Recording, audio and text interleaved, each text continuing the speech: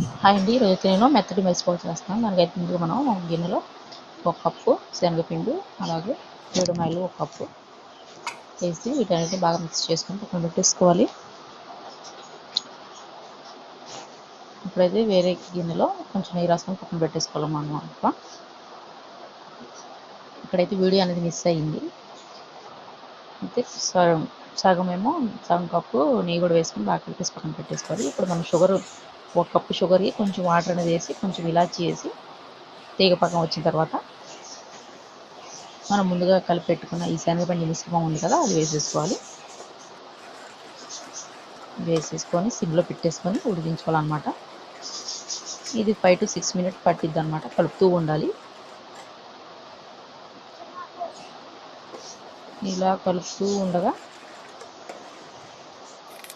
సిమ్లో పెట్టుకొని చేసుకోండి. హైలో పెడితే ఇది మాడిపోతుంది అనమాట.